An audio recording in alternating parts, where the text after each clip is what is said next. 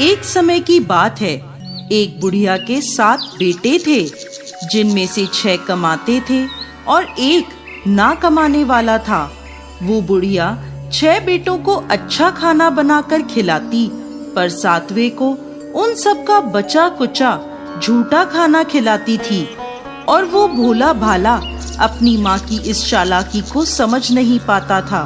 एक दिन वो अपनी पत्नी से बोला, मेरी माँ मुझसे बहुत प्यार करती है।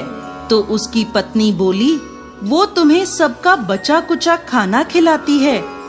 इस बात पर उसे विश्वास नहीं हुआ।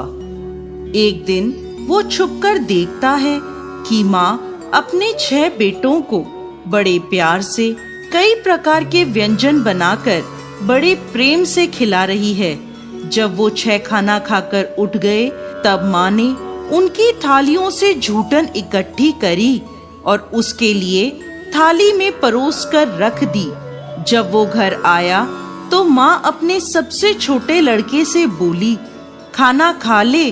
वो बोला, माँ मैं भोजन नहीं करूँगा, मैं तो परदेश जा रहा हूँ। माँ बोली, कल जाता आज ही चला जा।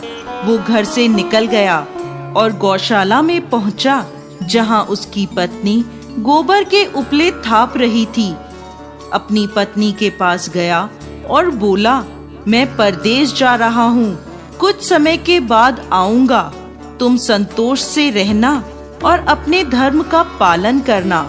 इस पर उसकी पत्नी बोली, स्वामी आप आनंद से जाइए, मेरी चिंता मत करें, मैं तो राम भरोसे यहाँ रह लूंगी। ईश्वर आपकी सहायता करे।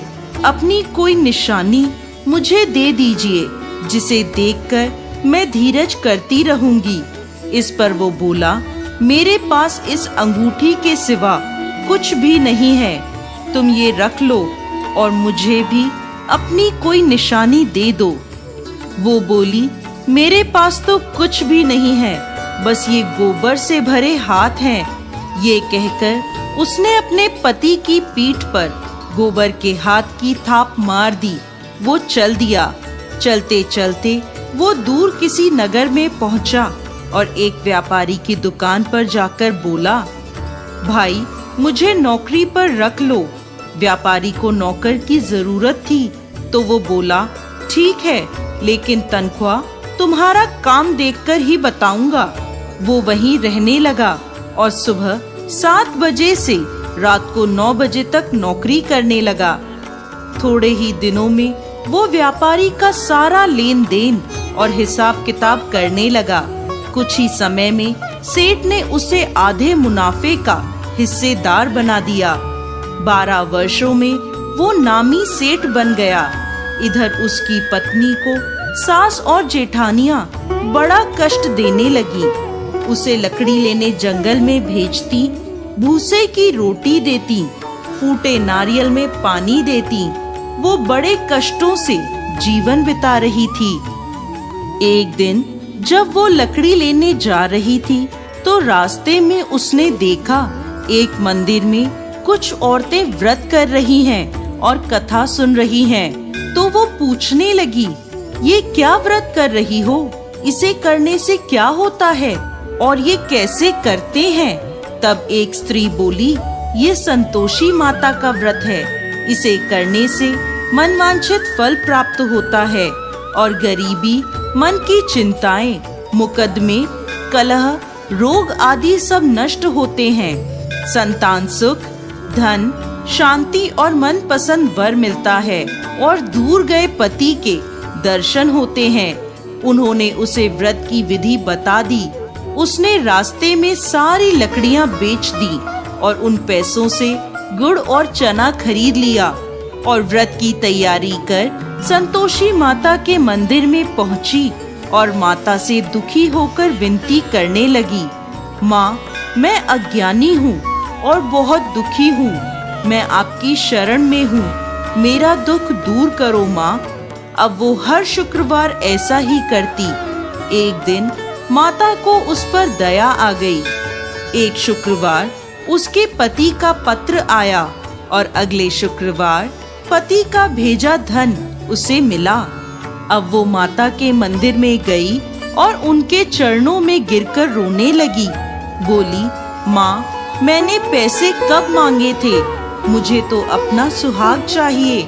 मैं तो अपने स्वामी के दर्शन और सेवा करना मांगती हूँ। तब संतोषी माता ने प्रसन्न होकर कहा, जा बेटा, तेरा पति जल्द ही आएगा। वो प्रसन्न होकर घर गई और कामकाज में लग गई। उधर संतोषी माता ने स्वप्न में उसके पति को पत्नी की याद दिलाई और घर जाने को कहा। वो बोला, माँ, मैं कैसे जाऊं? परदेश की बात है, लेन देन के कई हिसाब बाकी हैं। माँ बोली, सवेरे उठकर मेरा नाम लेकर घी का दीपक जलाना और फिर दुकान पर बैठना। सवेरे उठकर उसने वैसा ही किया। देखते ही देखते सारा लेन देन साफ हो गया और धन का ढेर लग गया। वो खुश होकर घर की ओर रवाना हो गया। उधर उसकी पत्नी रोज लकड़ी लेने जाती और संतोषी माता की पूजा अर्चना करती। एक दिन वो बोली, माँ, आज ये धूल कैसी उड़ रही है? माँ बोली, बेटी, तेरा पति आ रहा है। तू लकड़ियों के 3 ढेर बना, एक नदी के किनारे रख आ, एक यहाँ रख दे और तीसरा अपने सर पर रख ले। तेरे पति के दिल में इस लकड़ी के गट्ठर को देखकर मोह पैदा होगा और घर जाकर आवाज लगाना, सासू जी, लकड़ियों का गट्ठर लो, भूसे की रोटी दो और फूटे नारियल में पानी दो। आज मेहमान कौन आया है? उसने वैसा ही किया। घर गई, आंगन में लकड़ियों का गट्ठर रखकर बोली, सासू जी, लकड़ियों का गट्ठर लो, भूसे की रोटी दो और फूटे नारियल में पानी दो। आज मेहमान कौन आया है? ये सुनकर सास दौड़ी दौड़ी बाहर आई और अपने कष्टों को भुलाने के लिए कहने लगी, बेटी, तेरा पति आया है। आ, मीठे भात का भोजन कर और गहने और कपड़े पहन। इतने में उसका पति बाहर आया और उसके हाथ में अपनी दी अंगूठी देखकर माँ से पूछने लगा, माँ, ये कौन है? माँ बोली, बेटा, ये तेरी बहू है।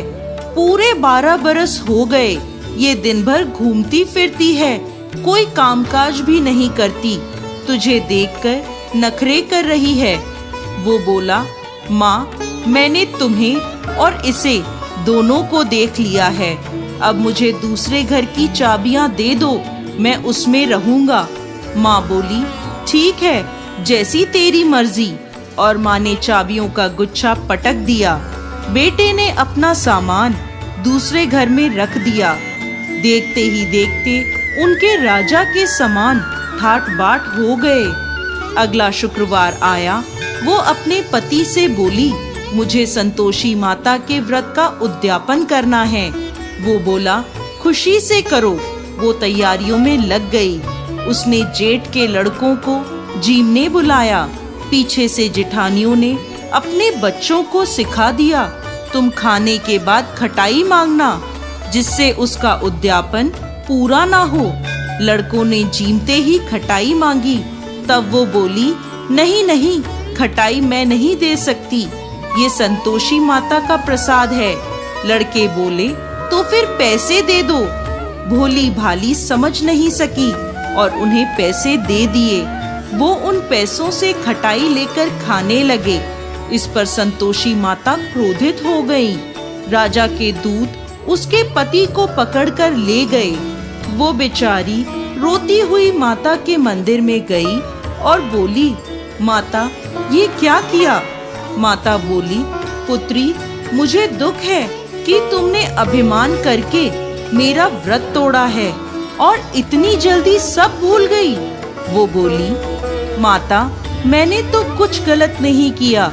मैंने भूल से लड़कों को पैसे दे दिए। मुझे क्षमा करो, मैं दोबारा तुम्हारा उद्यापन करूंगी। माता बोली, जा, तेरा पति रास्ते में आता हुआ मिलेगा। वो चली गई। रास्ते में उसे उसका पति आता हुआ दिखा। उसके पूछने पर बोला, राजा ने मुझे मिलने के लिए बुलाया था। अगले शुक्रवार उसने फिर उद्यापन किया। जेठ के लड़कों को बुलाया। जेठानियों ने फिर उन्हें सिखा दिया। लड़के भोजन के पहले बोले, खटाई मिलेगी? तब वो बोली, खटाई नहीं मिलेगी। अब उसने ब्राह्मण के लड़कों को बुलाकर भोजन कराया और दक्षिणा दी। संतोषी माता उससे प्रसन्न हो गई और 9 महीने बाद उसके चंद्रमा के समान सुंदर पुत्र हुआ। वो अपने पुत्र को लेकर रोजाना मंदिर जाने लगी। एक दिन संतोषी माता ने सोचा, ये रोज यहाँ आती है, आज मैं इसके घर जाकर इसका ससुराल देखती हूँ। ये सोचकर संतोषी माता ने भयानक रूप धारण करा। गुड़ व चने से सना मुख, सूंड के समान होठ, जिन पर मक्खियाँ भिनभिना रही थी। ऐसी सूरत में वो उसके घर गईं। दहली में पांव रखते ही उसकी सास बोली, देखो कोई डाकिन आ रही है, उसे भगाओ वरना किसी को खा जाएगी।